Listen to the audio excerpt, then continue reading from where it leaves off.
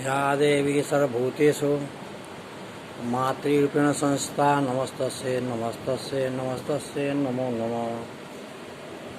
मैं डॉक्टर चंद्रशेखर तिवारी, जूथालाल संस्कृत महाविद्यालय मझौलिया, पश्चिम चंपारण,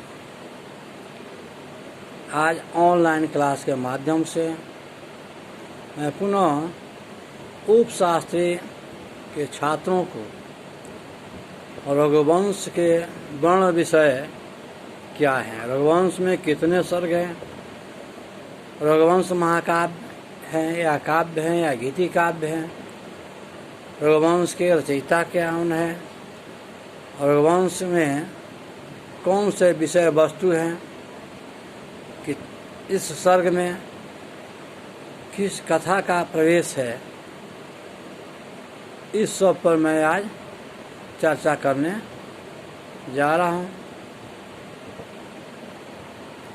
सर्वप्रथम यह देखें कि रघुवंश महाकवि कालिदास की रचनाओं में एक महाकाव्य है।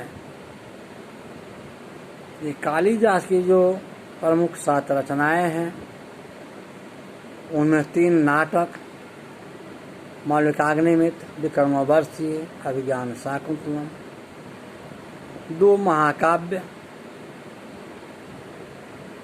कुमार संभव या रघुवंश, तत्पश्चात 2 उनके काव्य हैं जिसे गीति काव्य कहा जा सकता है, या अगर प्रथम को ऋतु संहार को यदि कालिदास का प्रथम काव्य समझा जाए तो उनके मेघदूत को गीति काव्य की संज्ञा दी जाती है, या खंड काव्य उसे कहा जा सकता है। उन्हीं रचनाओं में कवि कुलगुरु की जो विशेष महत्वपूर्ण महाकाव्य है वो है रघुवंश महाकाव्य। रघुवंश महाकाव्य का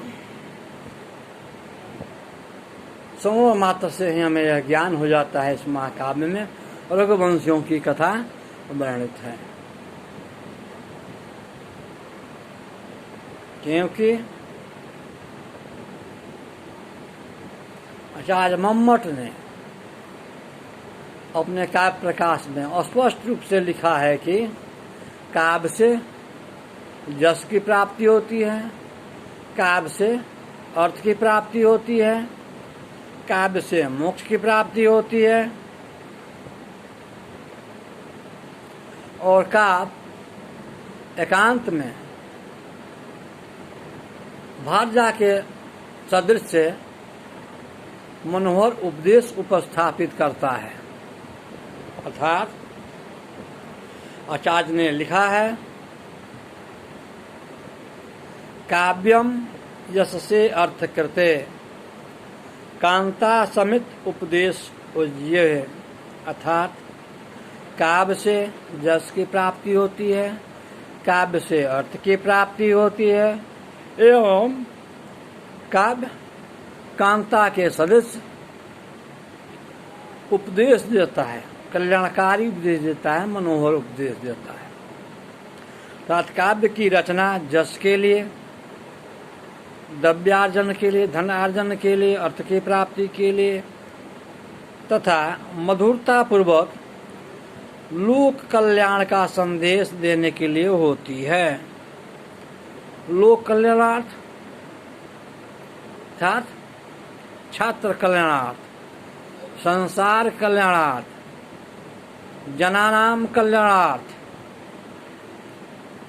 जीवानाम कल्याणार्थ, के जीवों के कल्याण के लिए, छात्रों के कल्याण के लिए, मानवों के कल्याण के लिए यह काव्य सदैव उपदेशित करता है, सच्चे अच्छे आदर्शों को भरने का सफल प्रयास करता है, इसी को काव्य कहा जाता है। अर्थात काव्यो है जो सत्कर्मों के तरफ प्रेरित करे, अर्थात दुष्कर्मों से जो वंचित करे और सत्कर्म सत्य मार्ग पर महाजनो यन गता सपंथा, जिसे रास्ते से, जिसे मार्ग से हमारे आचार्य मुनिगण रामकृष्ण आदि जो अनुसरण किए थे, उन्हीं मार्गों को अनुसरण करने का उपदेश देता है वो हमारा काव्य। अर्थात काव्य में सार्थक शब्दों का, सार्थक कार्यों का और सार्थक व्यवहारों का ही उपदेश किया जाता है, वही हमारा काव्य है।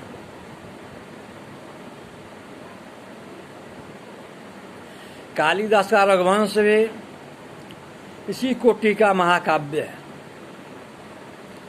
और कालिदास की रचनाओं में ही नहीं, विश्व साहित्य में अपना सानी नहीं मान रखता। कवि ने काव्य के प्रारंभ में ही कहा, कौ सूर्य प्रभो वंश कौ चाल्प विश्यामति। ये उस वंश का वर्णन करने जा रहे हैं जो सूर्य से उत्पन्न हुआ है। अर्थात यह रघुवंशियों का जो वंश है वो सूर्यवंशी भी कहा जाता है। अर्थात सूर्य के वंश से इसकी उत्पत्ति माना जाता है, इसलिए रघुवंशी सूर्यवंशी भी कहे जाते हैं।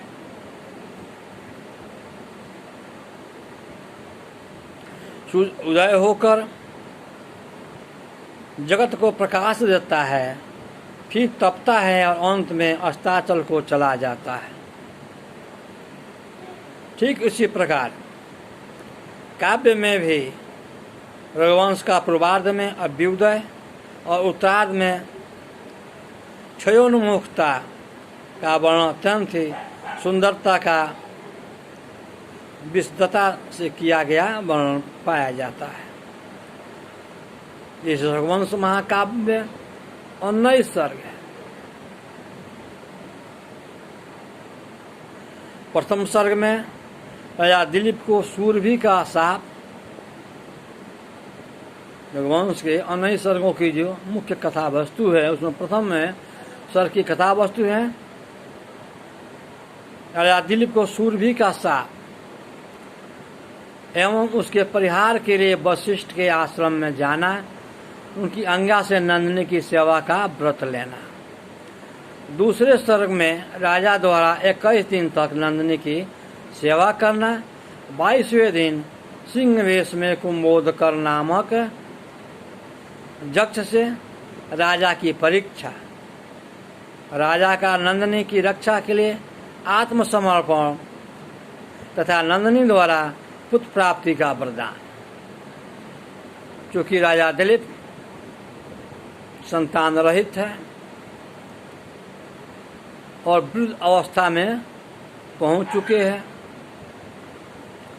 संतानहीनता का संताप राजा दिलीप और नंदिनी को सता रहा है। संतान प्राप्ति के लिए ही राजा दिलीप नंदिनी के साथ वशिष्ठ के आश्रम में उपस्थित होते हैं और गुरु वशिष्ठ के आज्ञा नंदिनी की सेवा के लिए तत्पर हो जाते हैं। 21 दिन तक सेवा करने के पश्चात 22वें दिन राजा दिलीप की परीक्षा के लिए नंदिनी के यक्ष है वो सिंह के रूप में अवतरित करती है और राजा नंदिनी के प्राण रक्षा के लिए स्वयं अपने आप को सिंह के प्रति समर्पित कर देते हैं।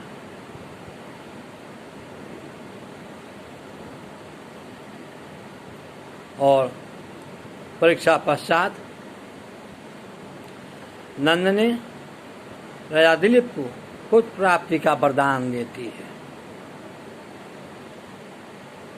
ये दोनों सर्ग रघुवंश के प्रतिष्ठापक राजा रघु की उत्पत्ति के पूर्व पीठ का रूप है। तीसरे सर्ग में रघु का जन्म और समेत के घोड़ों की रक्षा के लिए उसकी नियुक्ति, इंद्र द्वारा अश्व का अपहरण और समेत के घोड़ों की रक्षा के लिए उसकी नियुक्ति, इंद्र द्वारा अश्व का अपहरण तथा इंद्र और रघु का युद्ध, पराजित इंद्र का क्षय अश्वमेध पूर्ण होने का प्रदान। चतुर्थ सर्ग में रघु का राज्यारोहण, दिग्विजय यात्रा, विश्वजित जग में सर्वदा।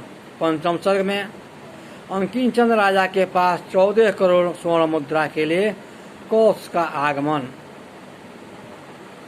रघु का कुबेर पर चढ़ाई करने का विचार, रात में कोषागार में सुवर्ण की वर्षा, राजा का संपूर्ण सुवर्ण कौश को देना और प्रसन्न हुए कौश के राजा को तेजस्वी पुत्र प्राप्ति का आशीर्वाद एवं अज की उत्पत्ति। छठे सर्ग में अज की निर्दय यात्रा, सोमनास्त्र की प्राप्ति तथा इंदुमती का स्वयंवर। सातवें सर्ग में इंदुमती का स्वयंवर, खिन्न राजाओं का अज पर आक्रमण, अज का सबको परास्त करना। आठवें में अज के सुशासन का वर्णन, दशरथ की उत्पत्ति, इंदुमती की आकस्मिक मृत्यु, अज का विलाप। और नौम सर्ग में दशरथ का राज्यारोहण और श्रवण कुमार की मृत्यु। 10वें सर्ग से 15वें सर्ग तक 6 सर्गों में भगवान राम का पूरा चरित्र वर्णित है, अर्थात 10 से 15वें सर्ग 6 सर्गों में राजा राम का जन्म, वनगमन, विवाह, फिर राज आज्ञा से वनगमन, इन सारी कथाओं का विधान 6 सर्गों में व्यापक रूप से किया गया है। 16वें सर्ग में राम के पुत्र कुश और 17वें में कुश के पुत्र अतिथि की कथा का वर्णन है। शेष 2 18 19 सर्गों में इस वंश में जिन 20 राजाओं की परंपरा दी गई है उनमें निषद, नौल, नव, पुंडरीक, विश्वमा, हिरण्याभ, कोसम, कोश, ध्रुव संधि, सुदर्शन और अग्निवर्ण आदि राजाओं का वर्णन है। अंत में विलासिता के कारण क्षय रोग से अग्निवर्ण की मृत्यु हो जाती है और उसकी गर्भवती रानी मंत्रियों की सलाह से राज्य को संभालती है। संक्षेप में यही रघुवंश महाकाव्य की कथावृत्ति है। इन्हीं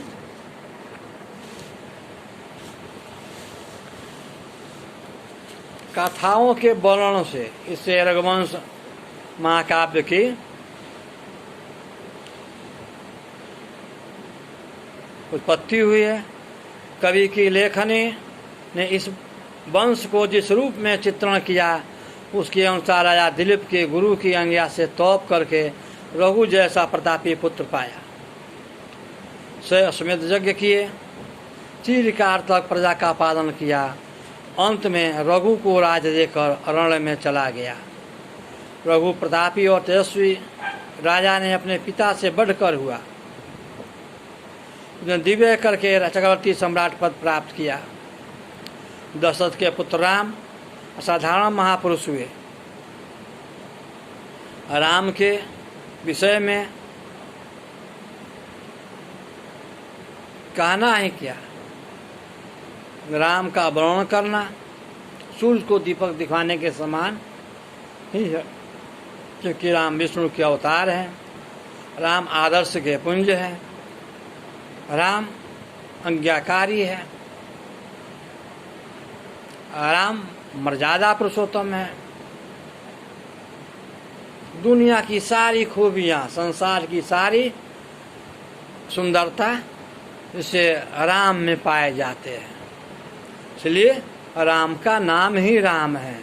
जो सबों का काम पूर्ण करते हैं वही राम है। जो सबों के हृदय में रहते हैं, जो सबों के चित्त को द्रवित करते हैं, सबों को आह्लादित करते हैं, सभी को सुखों को देने वाले हैं, उन्हीं का नाम राम है।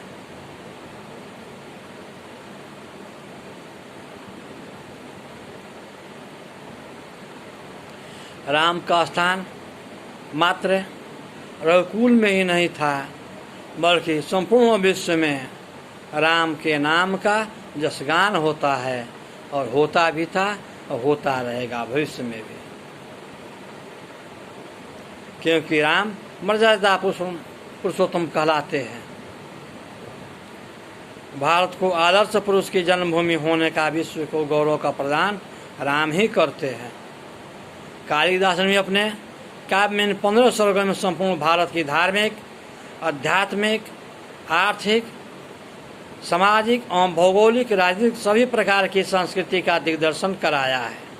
एवं महाकवि कालिदास के इस काव्य में सबसे बड़ी विशेषता या उपलब्धि कही जा सकती है कि कवि कुलगुरु ने भारत के सारे अध्यात्मों, सारे सांस्कृतिक, सारे राजनीतिक तथ्यों को रघुवंश महाकाव्य में उपस्थापित किया है।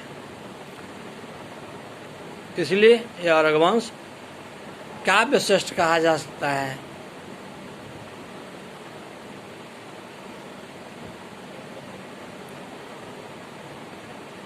राम के राज्यारोहण के बाद राज्य छिन्न भिन्न हो गया।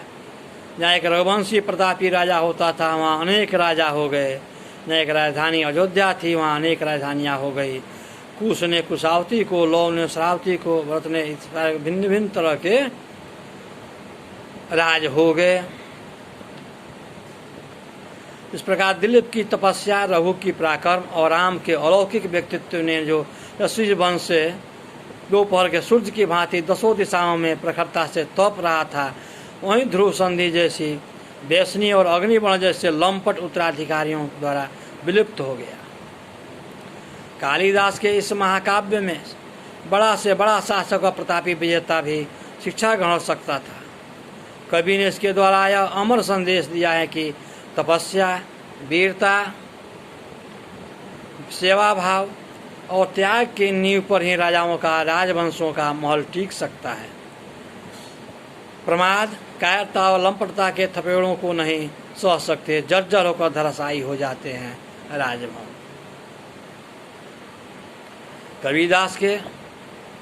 कवि कालिदास के काव्यों पर टीका करना विद्वान लोग अपनी विद्वता की कसौटी समझते थे।